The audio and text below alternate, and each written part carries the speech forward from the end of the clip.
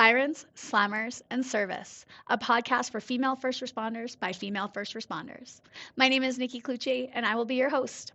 As a former correctional officer in Alberta for almost 2 decades and the founder of Blue Line Fitness Testing, which provides law enforcement fitness testing and first responder wellness workshops, I started this podcast as a way for female first responders to share the trials, tribulations, and triumphs of their daily work. I want to showcase the unique perspectives, skill sets, and personalities that women bring to a first responder career and share their stories. So get ready to laugh your ass off, learn a whole bunch, and be inspired by some pretty badass women. Let's go. All right, guys, welcome back. We are in season 2, and I fucking love this season so far. I've had some of the best guests yet. It's been amazing. I mean, no slight to my episode or my season 1 guys, but like this season is next level. Today, I am joined by Christie Madro Stewart. She is a dental forensic identification assistant, private contractor with the government of Alberta through the medical examiner's office. She's also specially trained with the British Columbia Forensic Odontology Response Team, and she has been doing this work for over 10 years. Christie, welcome. I'm so pumped to have you here. Thank you so much for having me. I was so stoked to listen to your first season and it inspired me. And I'm not going to get bitter because I was like, first responders means a whole different thing to me because it really opened my eyes from anywhere from 9/11 to Hurricane Katrina. Because now being trained in mass disasters, I know behind the scenes and there's a lot more that goes on with first responders than we actually know. And now that I'm in there, I know there is a lot more. There's dental ID teams that go in and they spend hours and hours in brutal situations with bodies and horrific visualizations that you can't get out of your head. And so I was like, oh, I want to be a part of this. So thank you for including me. I love it. Now, like I said, you reached out to me via Instagram and you were like, hey, I do this work and I want you to know about it. And I was like, oh my God, literally had no fucking idea. Like I had no idea. I'm so glad that you reached out to me though, because like I said, I didn't know, and I'm in the front, like, I wasn't a first responder for the longest time and I had no idea. I mean, like I knew, but I didn't like know, right? And so I love that you had the bravery, the courage, and like basically the bitterness to be like, hey, include us in this because we do this shit too and we see shit and we should be included. So like I said, I'm so pumped. I'm like so literally excited about this episode. I was thinking about it all last week and I was like, now we can go here with this, and then there's going to bring these other guests on and this is going to be amazing. So you've started the ball rolling, Christie. I love it. So thank you. I like Seth for reaching out. So let's jump into it. Kate, first of all, how the fuck do you get into this? How do you even like go into this career? How did this start for you? Oh my God, such a complex situation. So I graduated from University of Alberta in 2000 with obviously a passion of teeth, but hidden, I guess, passions in my brain that opened up as time went on. Later on through my career, I just still felt like something's missing in my career, and it's anything teeth, right? I love teeth. Ever since I was 3, I love teeth. Mom of 3 boys. I was a single mom with my first, met my husband. We had 2 more boys. So I have 3 boys. And as I was on mat leave for my 3rd boy, I was just like soul searching. And I recalled a lecture that I went to in 2002 at the University of Alberta with Dr. David Sweet. And I'll get into him later, and Dr. Pretty. And it was a big ongoing joke during the lecture. It was pretty sweet. It was pretty funny. And it was the first time that I've ever seen forensics being something that you could actually just bust out laughing and at the same time crying. And so many emotions went through that lecture. And it was just so, I guess, game changing for me. That it stuck with me all the way to 2013, that I researched who David Sweet was, and I sent him an email just out of the abyss, like just never, maybe I wouldn't get anything back. And like, I think a week later, I got a phone call. And at that point, I was getting a lot of telemarketer phone calls from my cell phone. So I couldn't have answered the phone more rudely. I was like, hello. It was like an unknown number from BC. And this nice gentleman was like, hi, is this Christie Stewart? And I was like, yeah. And he's like, "Hi, this is Dr. David Sweet." And I just about dropped the phone because he initially said, "Is this a bad time?" And I just instinctively was like, "I've got a baby hanging off my boob." I'm like, "Yeah, I got a toddler trying to kill himself somewhere." I'm like, "Yeah, it's a bad time. What do you need?" He was like, I can call back later. This is yeah, Dr. David Sweet. And I just about dropped the phone. I was like, this is like, to me in life, a celebrity phoning me. I was just like, I still recall that day being the most amazing turning point. But I said, there's never a good time. I've got 3 little boys. No, there's never a good time. Please, like, allow me to put my baby down. He's totally good. And just talk to me, because I want to know how to get into this forensic career. And he said, well, your email was very intriguing, and I know that you have the guts to do it. And this is what you do. You go to Las Vegas, you do this course, you go and you train here with us at UBC. And then 3 months later, I found myself, when my baby was 10 months old, in Las Vegas training with the mass disaster training team there at UNLV. And then again at UBC in 2013, 2014. And then I've been a part of BC Fort, which is the forensic odontology response team. So they're responsible for going out to any catastrophic events, I guess, even in the world, with any Canadians involved. So you would get a call saying, we need you to come out and help ID. And it was incredible training, everything just totally eye-opening. I'll go back to the Las Vegas story really quick.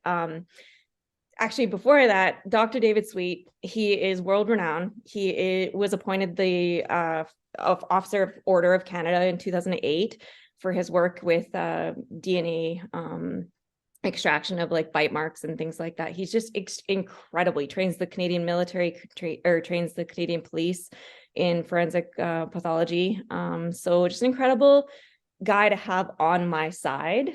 So when I was in this UNLV training, it was no joke, mostly for dentists that wanted the CE credits, the continuing education credits, that they could, I guess, enjoy a weekend in Vegas as well as getting some credits. And here's me paying for it myself, not being able to write it off because I needed this training to, gain a little bit more of, I guess, credentials behind me for wanting to go into this. And no word of a lie, they came in and they said, well, there's an issue with the autopsies. We're going to be canceling the autopsies. And I just broke. I was like, no, absolutely not. So I texted Dr. David Sweet. I said, this is what's happened. Like, I totally name dropped. I was like, I paid for this. I am not leaving without doing an autopsy or identification. And so next thing you know, an hour later, I get a knock on the door and we're all in a classroom and they're like, this guy in the white lab coat comes in and he's like, I'd like to see Christie and grab her things. And I was like, okay, what's going on? Everyone's looking at me and they're all dead. You're like, I'm being taken away. I have pissed people off. I am now being kicked out of the course. Wonderful. I'm totally just dang, I paid for this. And so he grabs me and he's like, you're coming with me to the medical examiners. We're going to do an autopsy and we're going to do an ID and I'm going to walk you through it. Clearly, you know the right people. And I'm like, oh my God, my name dropping works. But I was so happy and so grateful. So we went into the most horrific murder. But I didn't sleep that night. And it's not normal for me not to sleep in Vegas, not being like the partier. It was a different situation of not sleeping. I had all the lights on in the hotel room that night. I was like freaked right out. I was like, oh my God, there's terrible people walking among us. But it was an incredible experience. So that kind of spiked me a little bit. And then when we got back, I wanted to obviously still pursue it because you just taste it and you want more.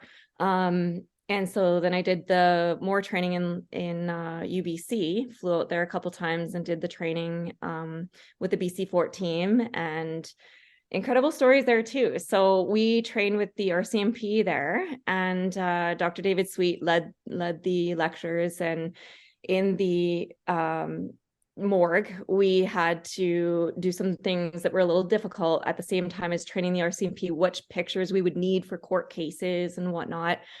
And here's me, little me. The big joke with Dr. David Sweet is when I emailed him, I said, my final line is in the email was what he continuously calls me is I said, how does a little coyote fit into a wolf pack world?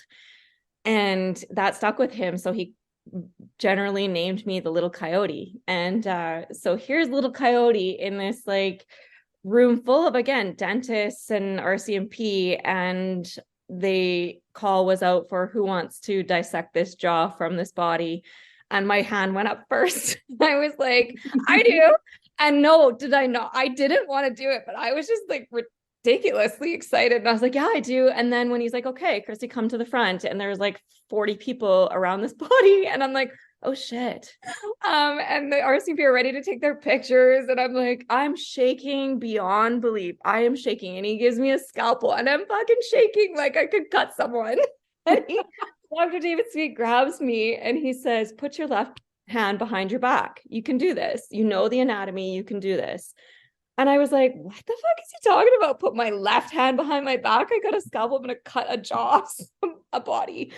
And when I put my hand behind my back, he just grabbed my hand, put it on the landmark.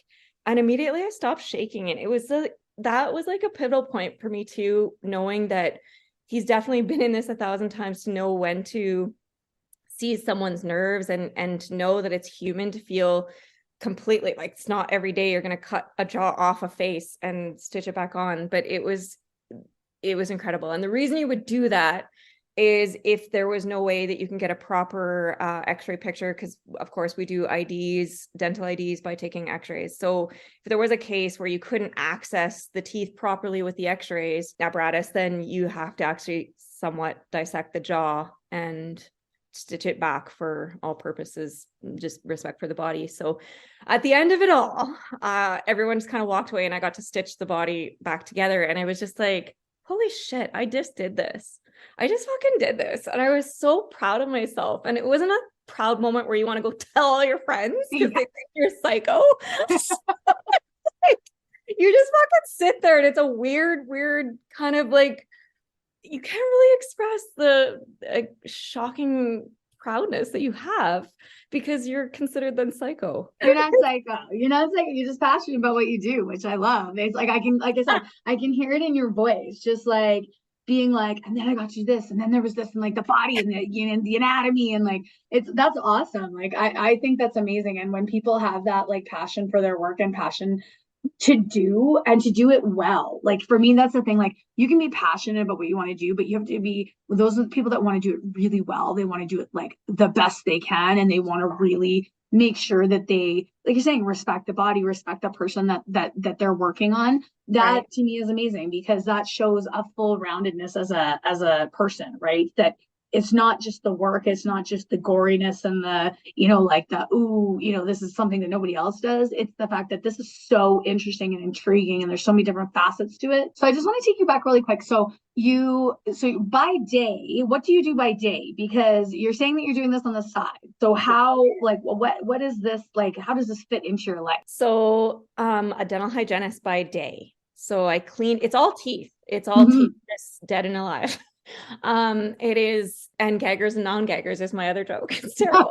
Okay, we're gonna put a pin in that one. We're gonna put a pin in that one, and then we're gonna come back to that because I like that. Well, I mean, and tell me this. Okay, so what was it with teeth when you were 3? What made you be like, this is what I want to do? I love teeth. Because like I can tell you, the last fucking thing I want to do is put my hands in somebody else's mouth. Okay, like I can tell you that right now. I have to go to the dentist on Thursday. I have to take all 3 of my fucking kids to the dentist. I don't want to go. I don't want to be there. I don't like the dentist. Yes, I know I don't floss enough. Thank you. Please don't tell me that again. I'm fucking well aware, but I have to go. So what is it with freaking people that want to put their hands in people's mouths and do dental work? I don't even know. It was in my blood. I don't even know. When I was 3, I was just fascinated with teeth, and I would try, as I think I was like growing up, like 5 or 6, my sister, she was older, and I would lean her back in a little chair and clean her teeth with a Q-tip and toothpaste and make her spit in a little Dixie cup that we had from the trailer. And it was just funny. Like I would make my friends all lean back and I'd play dentist. And then it was when I was later on in life, one of my cousins is very, I guess, very successful in life. He's like, I really wanted a waterbed. He's like, if you become a dentist, you can get a waterbed. You can just buy one. And I was like, that's what motivated me to become anything in dental. But I loved my hygienist. She was so fun. And that's why I take pride in being a fun hygienist. Like, I don't give people shit. I make fun of them, but I don't give people shit because, you know what? No one likes fucking flossing. I get it. I totally get it. And until the water flosser came out with like revamped, I totally get it. But like, I'm not your mom. I'm not going to tell you like, shame on you. You should have been flossing. I'll tell you what the fuck's going to happen if you don't. But I'm like, I'm not going to be like, ooh, I really want to hurt you because you don't floss. That's just not me. And but the other passion came about, I think, was my brother back in the day with the floppy disk computer style. He had CSI 1, 2, and 3. And he's like, Christy, I think you'd like this because I loved watching CSI. And so I had my little floppy disk after school. We'd fight for the computer and I would do crime solving. And I was like so on top of like my crime, like collecting all the evidence and everything. And so that was like a hidden, like I said, in the back, there was something missing in my dental career because there is a huge link to teeth and forensics. Like it's basically one of the longer standing IDs that you could have a completely burned victim body and you can still get amazing x-rays and ID that body, even though you cannot recognize that body. And we see a lot of those, unfortunately, we see a lot of those. But yeah, it was just like back in the day, I just loved teeth, anything teeth. So That's so funny. first and foremost, a hygienist. Second, actually, I can go back to that. So one time I was called in and it was a day shift. We don't get those very often, but it was a fire of a family, unfortunately, that had to have a funeral the next day. We had to have everything properly ID'd, and it was a younger individual, which was very sad. And I still have some issues dealing with that one, but the whole family deceased in the fire. And he didn't have any fillings. And I was like, fuck me, man. Like, this is going to be hard. So we had to make an ID based on the bone anatomy. And it goes into a little bit more of the bone trabeculae and whatnot, dental terms. But it was very hard. And I had said to the medical chief that was on that day, I was like, this is why I'm the shittiest hygienist out there. And he started laughing. He's like, why? And I said, because I don't agree with no fillings. Like, you have to have fucking one filling or one crown. Like, just get one cavity. It's all good. Like, just make our lives easier in the end. It's not a big deal. Just one. And he was like, if you plan on dying in a tragic way, can you please just make sure before you do that, you have at least one filling? Okay. Can you just make sure? That's all I ask. Oh, wow. That's funny. So to go back to your training, so Las Vegas was the first ever training that you'd ever done on this work. And so how long is that training? That was 3 or 4 days from what I recall. And it was long days. We had a actual cart wheeled to us with evidence from a plane crash. And it was all the evidence that was originally used to identify everyone on that plane crash. And it was a small town where the plane went down, and it was just teeth and jaws everywhere. And we had to group in groups and sit there and identify every single individual, because if there was one person not identified, the whole thing was null. Like, it was just, you can't do that. Every single person had to be identified. And I learned so much about mass disasters. And actually, that trip alone, at that point, I had 0 fillings, no crowns or anything. And I was fucking afraid to fly. I was like, I feel like Whoopi Goldberg. Like, I'm not going to fly. I'm just going to walk home. Like, I was just like, I'm afraid to fly. What if my plane goes down? My kids aren't going to get my life insurance. And it's critical, like, how it just messes with you. But eventually got on that plane and got home, and it was okay. But so when you're doing this training, like, so I'm assuming anatomy is part of it, like, because obviously the people that are taking this training are already trained on teeth, right? They already know the mouth, the X amount of teeth, and like, again, 0 fucking knowledge on teeth, but like, you guys already know that because you're already in the field working there. Yeah.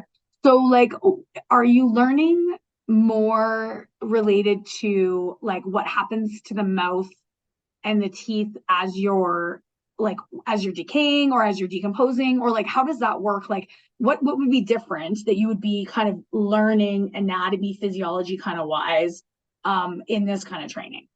Right. So basically it goes into a little bit of anthropology. So being even mummified for how many years, what still remains, like teeth and bones, and things like severe burn victims, the fragility you don't deal with on a dental basis. You don't deal with fragility of teeth if they're burned severely. Like no one's going to come in with a tooth that's been incarcerated, basically. So learning how to place little things like crazy glue on the tooth so you can take an x-ray. So those are the things that we learned. Also learning that this was a big one, like learning that most IDs can be identified visually if the body's intact and the family's okay with it.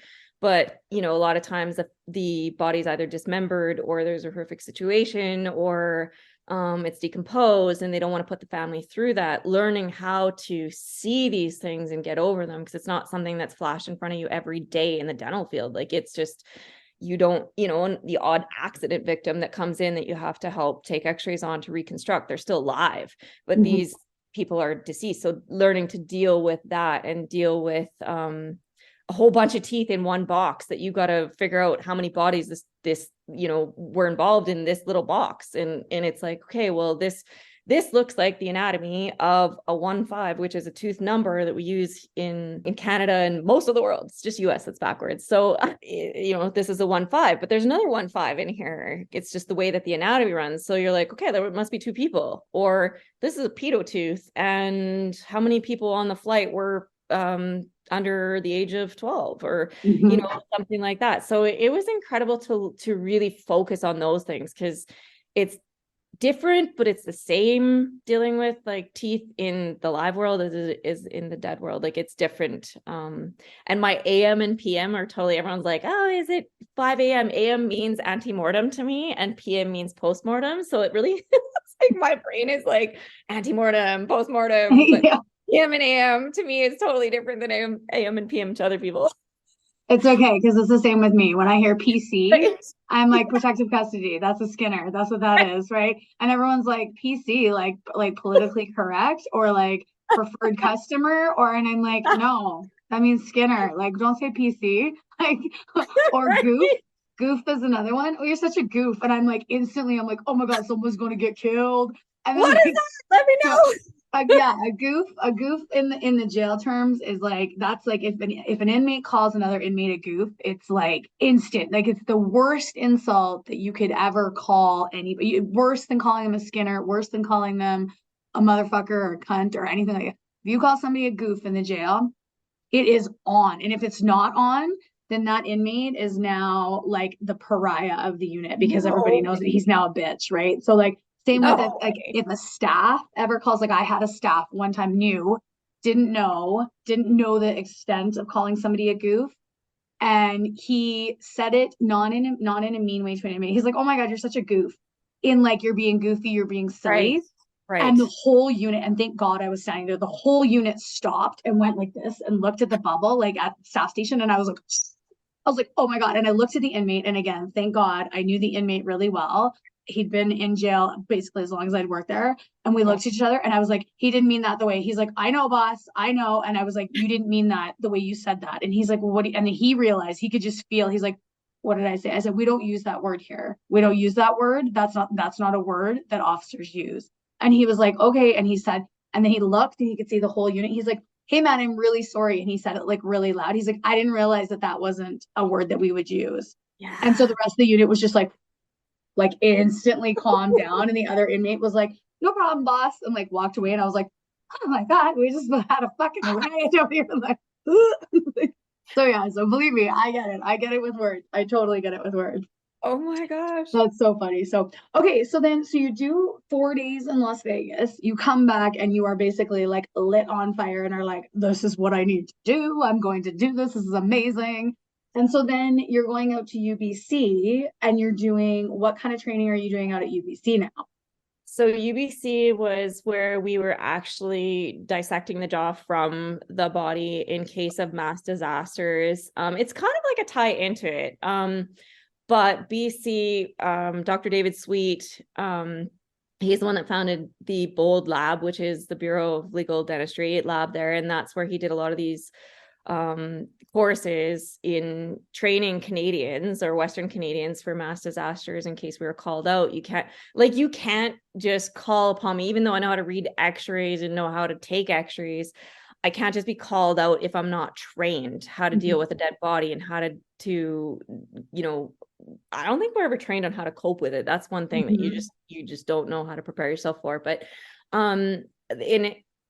just going through everything that they've been through with the Hurricane Katrina and how they were, shorted with food, water, freezers, like to keep the bodies cold because it's a hot climate and things start to smell. And you even just dealing with the smells of different burn cases, you start to realize what bodies you start to favor, which is ridiculous. But you're just like, oh, hey, is it a burn victim? Yeah, I'm in. But if you just know you're not going to eat barbecue the next day, but you'll pass through it and you'll have barbecue again. And basically, BC was just like an extension and just more hands-on of dealing with mass disasters and learning the behind the scenes and what to expect if you were called out in such a situation. Does BC Fort then respond across Canada? They're in Western Canada. Western Canada. Okay, yeah. So then the eastern side must have something that's similar. Right. Okay, cool. Yeah, I guess it's too far to cross. If there was something that just happened on the Western Canada, we would just be called out this way. So. Right. And so how many people are on this team? So approximately about 90, and it's growing. So dental professionals that can be and will be trained, they can reach out and look for courses. Usually it's UBC that will do them. The odd time it'll come to Alberta, which is very rare, but the odd time it'll come to Alberta. Yeah. So, and we'll throw it in the show notes. So then if people are interested, they can look up like this information, look up the courses and stuff like that, because I think that from this, we may get some people that are like, oh my God, also lit on fire about dead people's teeth, which is great. Then we need more people. We need more identifications. I like it. So maybe it was like a year ago, I've been on the hunt for our janitor because we, of course, go into the medical examiners on call at night. So my boss is really good about letting me either put my kids to sleep or wait till hockey's done. And then I come back and put them whatever. And then I go in, and sometimes it's like 9, 10 o'clock when we get there. And I've been dying to see who the janitor is, because I was just like, who the hell would take this creepy job by themselves, like mopping floors and cleaning up around dead people? Like, that just freaks me out. So I want to see who this person looks like. So we get into the building and there's a wet floor. And I looked at my boss. I'm like, oh my God, the wet floor. And he's looking at me and he's like, what is wrong with you? And I'm like, that means the janitor's still here. So I'm like racing around following the wet floor tracks. And then like leads to like a dead end. And so I just get my scrubs on and I come out and I'm all like deflated. And he's like, what, you didn't find them? And I was like, no. And he looks at me and he goes, did it ever occur to you that they're afraid of you? Because you're the one touching the bodies? And I was like, that was a huge pivotal moment. I looked at him and I was like, holy shit, I'm fucking weird. He's scared of me, or she, whoever they are, they're scared of me. Like, what? Oh my God, like pivotal TSN turning point. Oh my God, I'm the weird one? What? I didn't think of myself like that before, and now I do. I'm like, oh, okay. Funny. Oh my gosh. So when you so this training that you did in BC was specifically just for that response team. Yeah. So then for your day-to-day work that you're doing with the medical examiner's office as that contracted employee, how did you get that training? Did that just come just from that work that you learned in Las Vegas? Is that on the job training? Like how does that kind of work? So I did that basically essentially to work, hopefully helping on ID cases in Alberta with the medical examiners of Edmonton. And so that behind my belt. But in 2013, we had a not so well-liked medical chief on staff. And she was like, hell no, this girl cannot come in without an MD behind her name or in front of her name. And I was like, but I did all this training. Like, I can't, it's a chain of command, and I couldn't even talk to her or email her. So it had to go through higher sources to her. And she still was like, no. She even David Sweet emailed her and she was like, yeah, sorry, no. And I was just like, I can't believe this. And no one else could believe it was happening either. So there was a call that I got at work, my day job as a hygienist, and I knew it was from BC. And I thought, well, maybe it's David Sweet or a telemarketer. So I was like, nicer. I'm like, hello. And he's like, you're in. That's all he said. And I knew it was him. And I was like, oh my God, this is amazing. So she was fired that day. And basically he was like, you're in. He's like, they want you to help assist, and they know that your credentials are up and you can be there. And here's who you're going to be working with. Dr. David Sweet gave me the contact of Glenn Zenith, who is an odontologist dentist here in Edmonton that works and doing these. There's a couple others. And so him and I have been together for 10 years on these calls. And the first 3 years, he did not understand my humor, because my humor is, if I'm nervous or in an uncomfortable situation, I'll joke or I'll laugh. And he was like stone cold. Like, he's been doing this for a long time. Like, he just a big guy, and I'm sitting there and he's like, what do you think the nationality is? Or we're trying to type, and I'm like, well, he's part Smurf and this and that. Like, he's really blue. And he would just not fucking laugh. And I was like, okay, he thinks I'm a lunatic or he thinks I'm really dumb, one of the two. And I'm like, this went on for 3 years, me making these jokes. And then by the end of it, I think of those 3 years, I was like, hey, I just want you to know I'm not insane. And he was laughing and he said, no, honestly, I tried to figure you out at first. And he goes, you're incredibly, smart, and you're definitely with it and you know what to do. And he's like, yeah, some of the comments, I looked at you sideways. But he goes, now I understand your humor and I get it. And I get you're just trying to get over things, because it is traumatic. Like, you can't walk out of those rooms. Like, nobody that you unzip is going to be like in a beautiful situation. That's the reason why they're there. And you unzip from the bottom up. So you see fucking everything. And it's not pretty. And 9 times out of 10, I'll close the eyes, whether I drape something over the eyes, because it's the eyes to me are like the window to a soul. And I just can't look into the eyes. So most of the training that I did was to essentially work regularly as IDs here. But if there was ever, hopefully, God forbid, there was ever a mass disaster, I would never want that. But then I would be trained and get a call to go wherever. Very cool. Very cool. So walk me through, because you kind of touched base on like day to day. So you're getting calls fairly regularly, like once a week, once a month, once every 2 months. Like how, I mean, I'm assuming, hopefully that people aren't getting killed weekly, but they probably are, but maybe that we don't need to identify them because we know who they are that are dead. No. The first like 5 years, there was a lot of calls.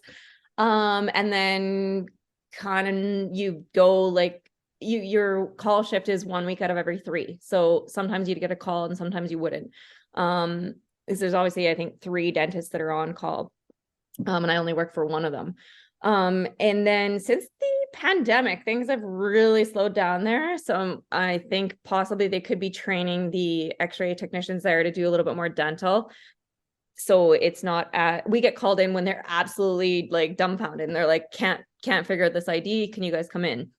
So they're trying not to outsource as much lately, which is great. And at the same time, you're just left twiddling your thumbs, like, when am I going to get a call? But, and when you do get that call, it's going to be something that is going to be a hair puller. Like, you're going to be sitting there with either one tooth to deal with, and you're going to have to deal with bone anatomy or whatnot. But yeah, there was one time at band camp, there was one time that we actually unzipped a body bag, and it's always unzipped from the feet, the toe tag up to the top, and there was no head, and I unzipped it and I was like, so there's no head. And he's like, my boss, he's like, what do you mean there's no head? And I'm like, he goes, look through it. I'm like, I am, like, there's no head. How the hell are we supposed to do a freaking ID? There's no head. So, and at this point, it's like 11 o'clock at night, so no one's there but the security possibly. And so we try and make the phone call, like, to the medical examiners or to the there's a team that works there, and we're like the criminal investigators, and that we're like, well, where's the head? We can't do an ID without a head. And they're like, oh, it's in the bones room. And there's a lot that's happened at the medical examiner's office in the last 3 years. There's a lot of like new construction and new areas and stuff. So I'm like, where the hell is the bones room? So we're like running around. I look, seriously, I'm sure to security on camera, I'm always the one that's running around the hallways looking for stuff and looking super suspicious, like setting off alarms. And I'm like, sorry. But we found the bones room, and yeah, there was the head we needed. But yeah, like, there's lots of little things that it's very interesting when you do go. It's always a puzzle. There's no escape room that's better than this one. Insane. So walk me through kind of a typical, you get called, where you're going in. When they call you, do they say, yeah, this is what we have, or this is what we think, or this is what we need from you? Or is it kind of like you walk in and you're just like, okay, let's figure out what's going on here? So we get kind of the gist of the situation. Either it was a motor vehicle accident or a murder. It's usually murder, suicides, or decomposed and they can't tell, or floaters in the river that they've usually spring is bad for floaters, that either fishermen or somebody will find a body and it's been there for 6 months. Or typically what will happen is you'll get kind of an idea of what the situation is, like severely decomposed. You'll get those terms like partially burned. We go in, we unzip, we set up the computer, we unzip, we're in the x-ray room. And we start going through the ante-mortem records, going back to the AM records. So the possibility of who this person could be, based on their criminal investigation team, they'll come up with who this person could possibly be, and they gain x-rays through insurances from that individual, from family members, whatnot. So they bring the x-rays to us. So usually we're like day 3 or day 4 after an autopsy, because it'll take that long to get dental records.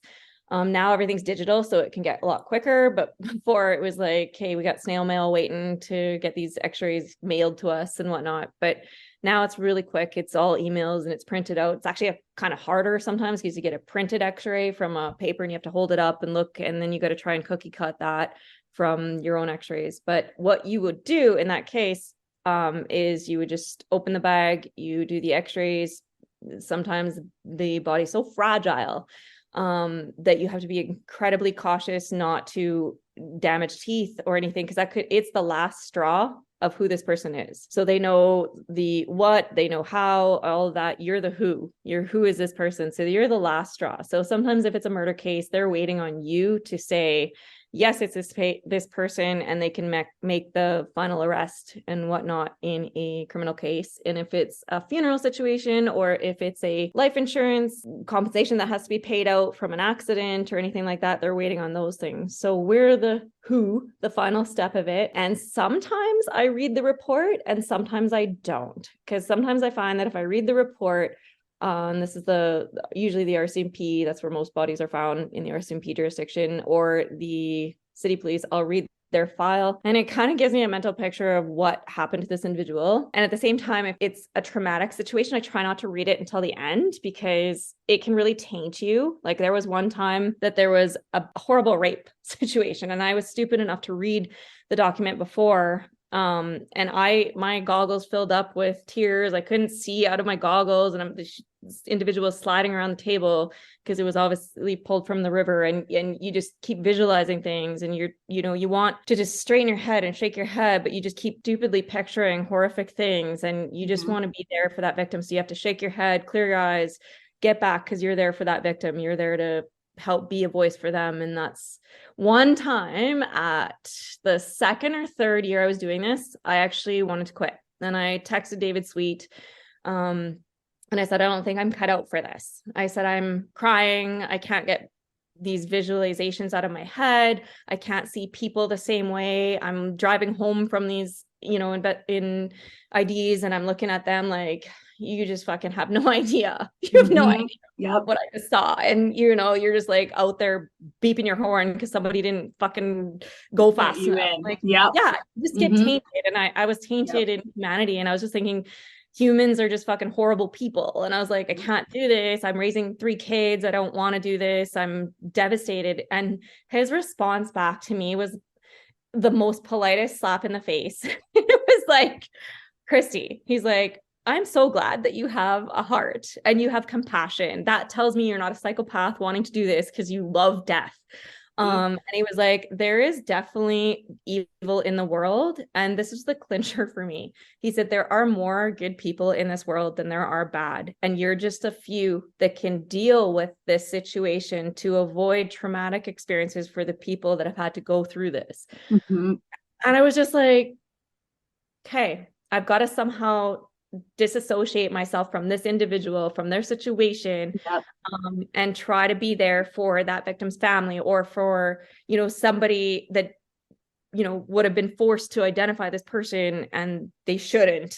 And, it just made me, I feel a little bit better about what I do. So there was a comment once, somebody was like, oh, you must love what you do. It's so cool. I'm like, no, there's a fucking great thing about what I do. It is not cool. It is not like I'm like, yeah, sweet. There's another freaking murder. Dead body. Yeah. Like, I can't wait. You don't go home at night and you're just like, that was fucking awesome. You don't. Yeah. No. And you know, when you say that, it's the same because like for me, obviously not bodies usually, thankfully, the odd time when you find, you know, some people, but for me, it was the file, same thing, releasing people because I used to have to do the releasing. So you have to go through the file with a fine tooth comb to make sure that all the dockets match up and you're releasing somebody and they're actually releasable, that there's nothing that's holding them, things like that. And so it is sometimes. And so it would be a rotation for us as managers. So you'd be doing your rounds on the units for a couple of weeks, and then you'd be in the admissions and discharge area doing releases and admissions for a little while. And so you would know these inmates, right? So you'd have been doing rounds, talking to them. And like when you do rounds, like not as a unit officer, right? I never really read their files. When I was a unit officer, I would read their files just so I knew who I was dealing with. But as a manager, I would just kind of go out and talk to them, whatever. And so it'd be guys, you know, that I dealt with like numerous times on the unit. And then you go to release them and you read the file and you read what they've done and you read like the EPS report and you're just like disgusted that you are releasing this piece of shit onto the street. And you just literally are like, oh my God, nobody has a fucking clue that we are letting a monster out. Nobody. And like, and not only that, it's my name that's being signed on the bottom saying, yep, good to go, because some fucking judge thought that this guy should be released. Like, oh my God, there was one guy, a child sexual offender, had reoffended so many times it was ridiculous. EPS shows up to put an ankle bracelet on him. And I said to him, I go, I am not comfortable I have kids. I am not comfortable letting this motherfucker out on the street.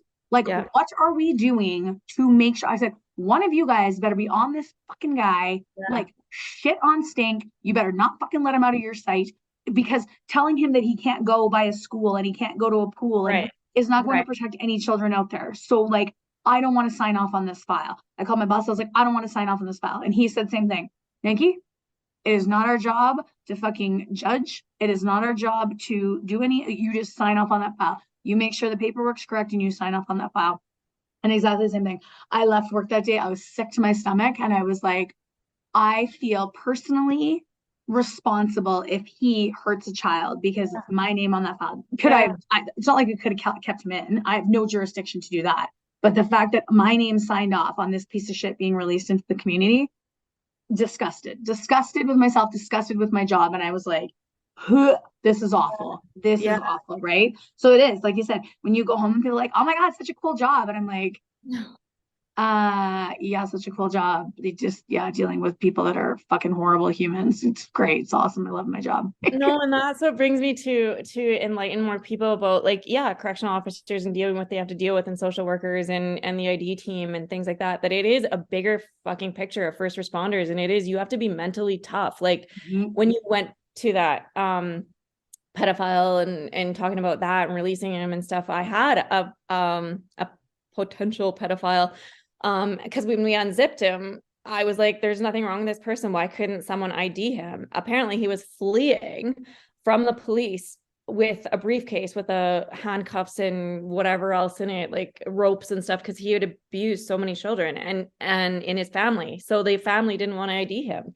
And so here I am left with that image, and I had to cover everything up because of course we unzipped from the bottom front, because I was gagging the whole time. I was like, you fucking piece of shit. But you know, you have to stop yourself, because you have to have respect for the body, but your head just is like, you fucking piece of shit. Yeah, totally. But I was respectful and held myself together, did the ID, because I also have to think, this is someone's child. This is someone's child. And this mom probably didn't want the son to turn out the way that he did. And so you just have to dial it back and be like, hey, this is just a body. I've got to ID it. I got to, one less guy off the street, I guess. I don't know. But I had to get through it. And I feel horrible thinking that way, but you do. You just do. Yeah. Yeah, it is. It's amazing how people can compartmentalize that stuff and just like put it away. You put it in the box, you put the lock on the box goes away, and you don't ever open that box again unless you have to for whatever reason. But you have to. Yeah. So, okay, so we talked about kind of like your day to day. So, like walk me through like some of the craziest things that you've had to ID or like some of the most difficult things that you've had to do. Like what makes it harder to ID somebody? I'm assuming obviously the fragility, if it's somebody that's been burned, things like that, make it a little bit harder. Just even the handling of the teeth is going to make it harder. But is there certain things that make identification actually harder? Okay, so aside from the mental aspect of things, because there can be some situations that mentally they're just hard to identify, but there are things like burn cases that, people just think you randomly start a body on fire and that no one can ID them. Well, yeah, we can. Note to self, inmates. Note Sorry to to self. say, at least I mean, provided they have fillings. Yeah. Um, Inmates that are listening, if there's people that are listening that want to kill somebody, they're going to be like, okay. Or like all the wives that watch like the murder mysteries, they're going to be like, honey, open your mouth. Let me see. What do you got in there? Don't Oh, worry, fucking, we there's can still fillings. get you. We can still get you with the frontal sinus. We're good. Don't worry, we got you. It'll just take longer. But there are certain things that obviously make things a little bit harder. Oh my gosh, decomposed bodies, they first of all stink the worst in the world. There's nothing that can stop the stink of a decomposed body, whether it be a floater or just somebody that has been left in a long situation, except for people that have drank themselves to their death is incredible, or they don't smell very bad. You're just They like, pickled themselves. I'm like, Yeah. that's the way to go. Yeah. Okay. Note to self. There was one guy, I read his file, and he unfortunately committed suicide. And he had started, this was the file of the investigators on staff, and it was the city police, I think. They put in the note that there was air fresheners going everywhere in his apartment building. Like he made sure that he tried his best to make everything smell like, of course he planned it out, which was so sad. And it's sad in our whole like mental health issue in this world is just beyond needing help. But I was just like, what a sweetheart. So I had to ID him. And I was like, you're such a sweetheart. I'm going to say a prayer for your body. Like your soul is just, I'm sorry you went through what you did, but you still had compassion on the way out to try to de-stink the halls. Yeah. Like, but as far as fragility, sometimes very burned cases, you have to actually put crazy glue on the teeth because they can disintegrate the minute you touch them. So they're very fragile. And that's the case right there. Like if you mess up the teeth, then they crumble, that's your case. And there's no ID being done. And sometimes you have to access when there is no, you can't, when there's a body that's burn like that, the mouth or the jaw is seized shut, so you have to go from underneath where the neck would be, and it's a different view, but we can still get a good x-ray that way. So it's difficult, it's different than taking an x-ray on a live human. yeah. But there is there's lots of little difficulties in that way.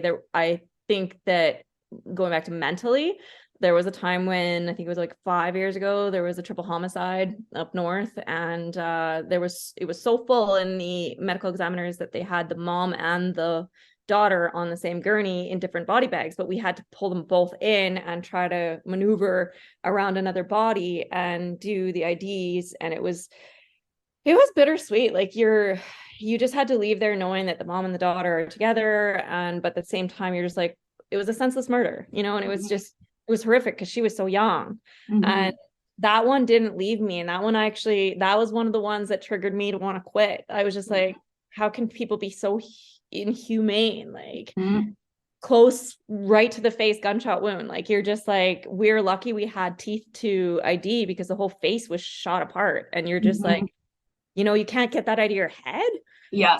Because you're still looking at the face and you're still trying your best to just see the teeth, but you can still see the face, and that those images never really leave you. Yeah. And I think, like you said, I think that's a big thing for you too, is like in the role that you play is you have to look at the face, right? Like a lot of us can, if you're dealing, like I've had a couple dead inmates, you can look and you're like, oh, that's so-and-so. Okay, now I don't have to look at his face anymore. I just have to deal with the aftermath of whatever's happened, if it's a suicide or it's a, for us it's usually a mass assault. For you guys, you have to be in the face. Like your job is to be, and not just in the face, up close and personal, touching, having to move, having to adjust, having to, like I said, manipulate so you can get the x-rays and things that you want. Like that is a very close and personal thing that you guys have to do, that I don't think any, with the bar a medical examiner, would have to do with somebody, right? Like even as a responding officer, obviously, if it's a close gunshot wound to the face, we know that that person is deceased. So it's not like they're doing mouth to mouth, or they're not, they're not bagging this person because Right.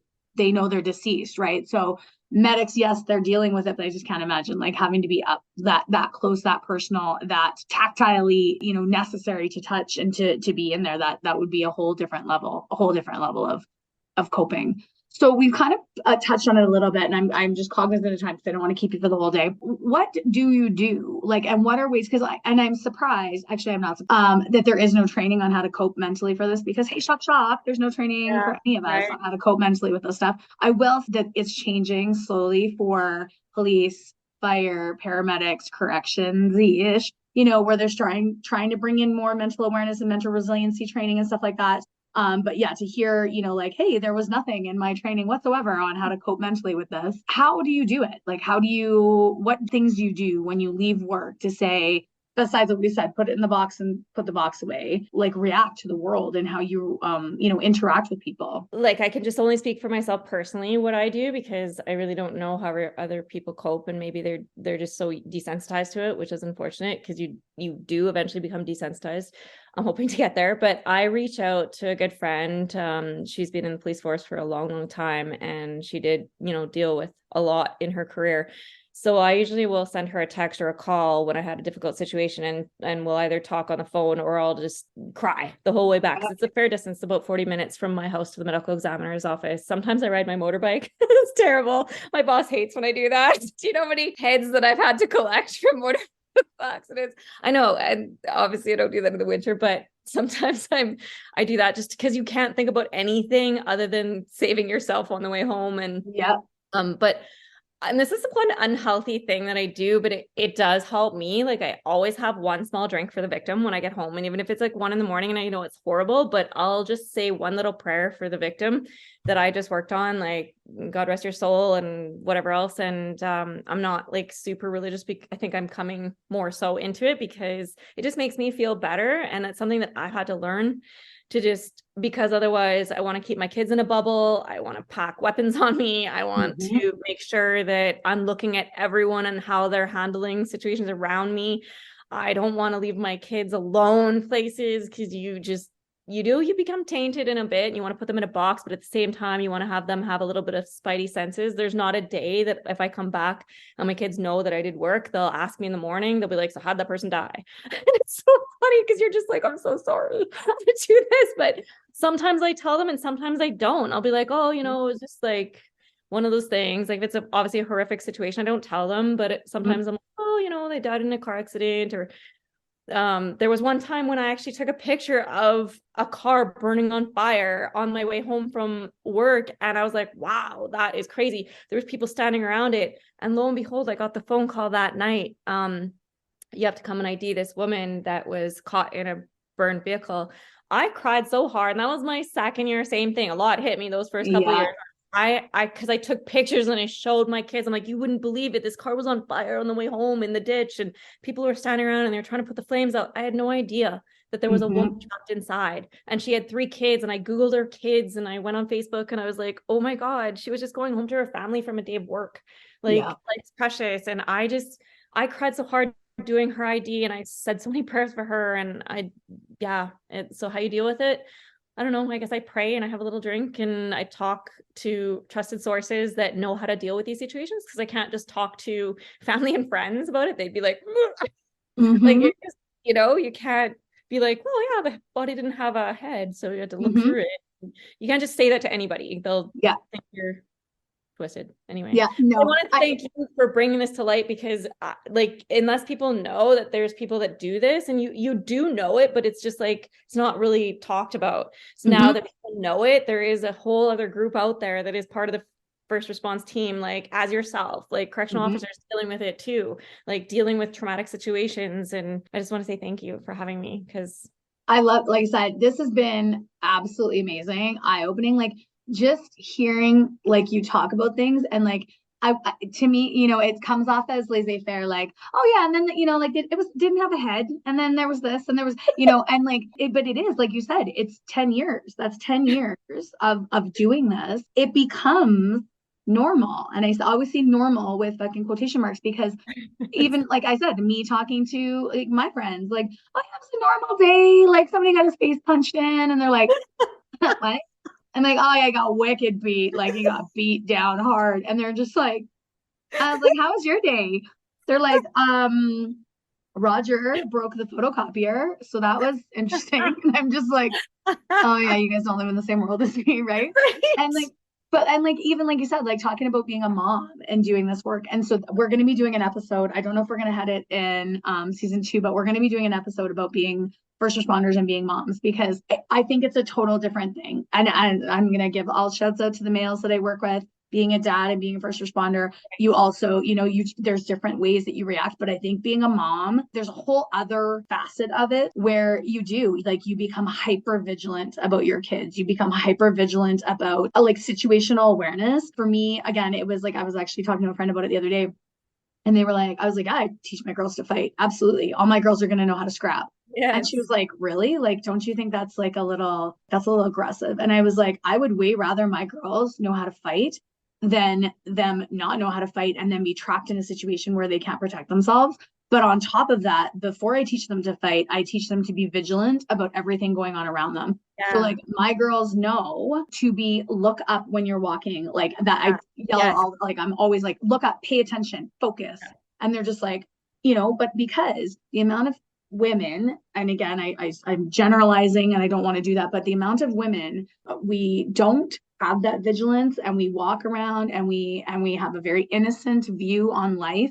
If you're not working in a first responder career, you know, and you don't assume that people are bad, right? Whereas when you're a female and you work in this stuff, you're like, everybody is a piece of shit, and I'm fucking watching for all of you. You know they're out there. You don't know who it is, but you know they're out there. But you pick up instantly on cues and things like that. Like, yeah. I will see shit way before my friends, and I'll be out with a group of girlfriends and we'll be at a restaurant, and across the restaurant, I'm like picking up the plate and I'm like, oh shit, something's going to go down over there. Yeah. Right. And like and then it'll go down, and I've already like either moved my friends. I will move them so that they're behind me or that they're behind something without them kind of knowing. And I always kind of like place myself in front of them. And then they're like, holy shit, did you see that go down? I'm like, yeah, I saw that coming from like 5 minutes ago. Like, and you guys had no idea. Right. But same with my kids. I'm like, no, I can see these people coming down the sidewalk. I can see that this is not on, like something's wrong. I'll move them to the side of me. I'll move them behind me, right? Or I'll grab their hands. You're with me. You can't be touched. You can't be taken, right? And my oldest, she's 13 now. It's a double-edged sword, because now she's also vigilant, which is great.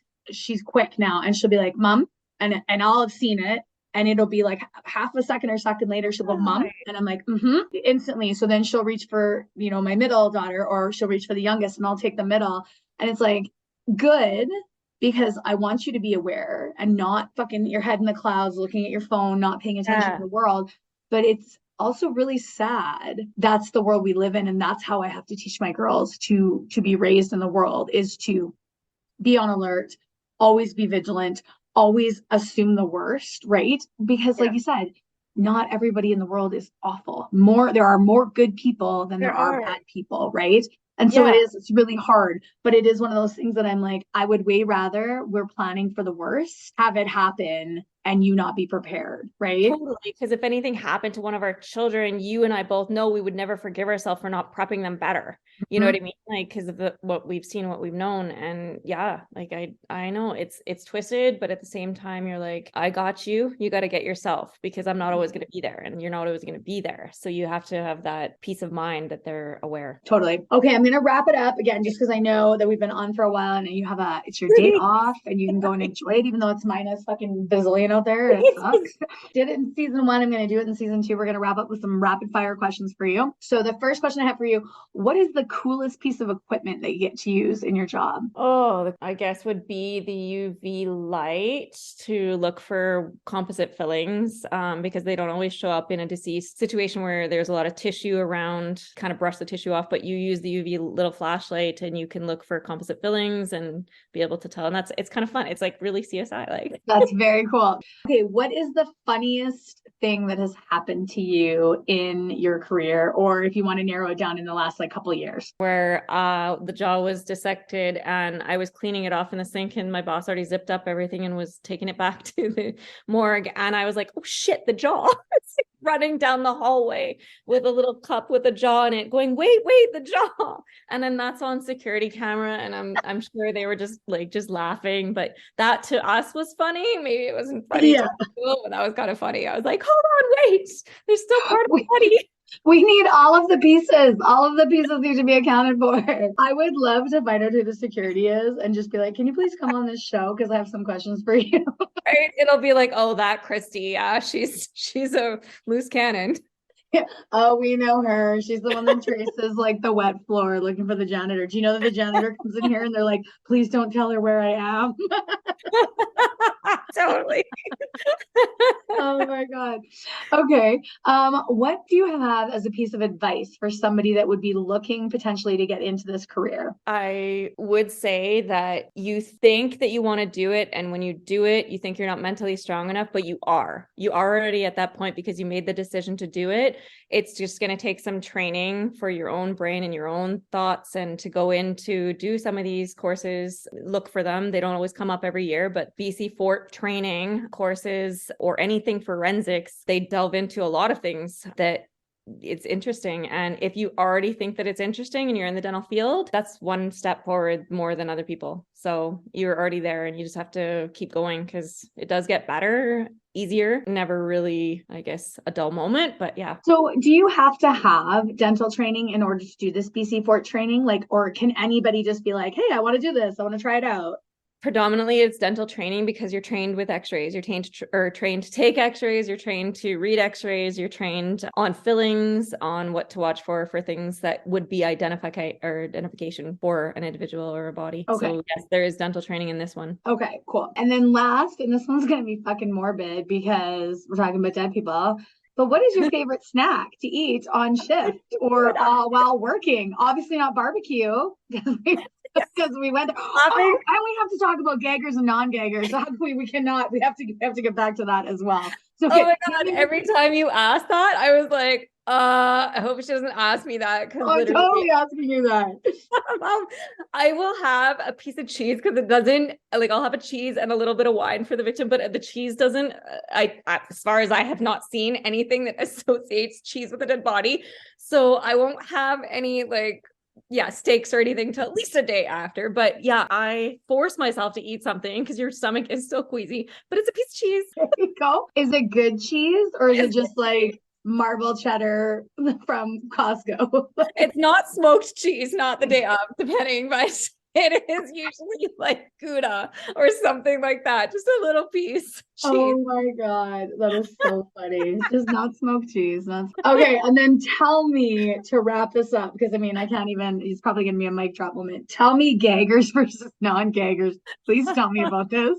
The first time you take an x-ray on a dead body, you rip the tongue basically aside to shove the x-ray in, and it's like down there. On a live body, you're just like, okay, breathe. And you try to be really kind and confident. And you're like, take a deep breath. And you're just like, everyone's, not everyone's a gagger, but you're just like, I'll be really quick. And I fly out of that room to take that x-ray as fast as I could, because you're just like, oh my God, these gaggers. Yeah, we're not a big fan of gaggers, but we can do them. My own kid is a gagger. And I'm like, for fuck's sakes, really? You just are people too. Yeah. And then non-gaggers are dead people because they ain't gonna gag. They good. Take as long as you want. And they also don't complain about how many x-rays you're taking on them. They're not like, Dr. Phil or Dr. So what was it? Dr. says not to take more than whatever dental x-rays. These people, you can take 80 on them. You're getting that ID. They're getting lit up. Oh my God. I love it. I freaking love it. So funny. Oh my gosh. Christie, today's been amazing. I've been like crying. I have to like wipe my eyes. I've been crying. I've been laughing so hard. You are fantastic. I would love to have you back on our episode again, talking about moms being first responders. And I just want to reiterate, thank you so much for reaching out and being like, hey, I want to be included, because by far one of my favorite interviews I've done I've learned a shit ton. I think you've really opened the eyes of our listeners to like a whole different side of first responders and the work that needs to be done and the dignity that we need for victims. So absolutely amazing. I can't wait for this episode to get out for our listeners to hear you and to hear your story. So thank you from the bottom of my heart for coming on, for being amazing. It has been awesome. I hope you have an amazing rest of your day. We will throw your information up in the show notes. If people have questions, they can email us, they can contact us, and we'll put you guys in contact with Christie. And then we can make sure that anybody that's interested in learning more or possibly in joining you in this wicked career can jump on board. So you're the best, Nikki. Thank you for doing all of these. It's interesting and it's fun to listen to other people too.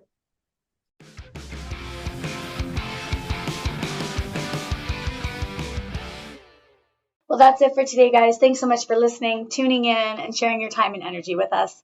Make sure you check out our next episode starring another badass female first responder on Apple, Spotify, or TuneIn. And make sure to follow us on Instagram and Facebook at Blue Line Fitness Testing. Stay safe and keep your head on a swivel.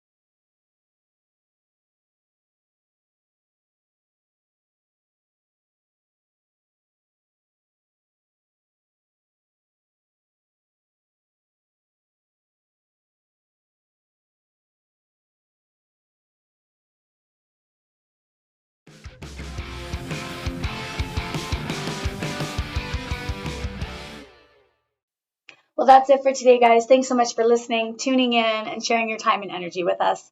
Make sure you check out our next episode starring another badass female first responder on Apple, Spotify, or TuneIn. And make sure to follow us on Instagram and Facebook at Blue Line Fitness Testing. Stay safe and keep your head on a swivel.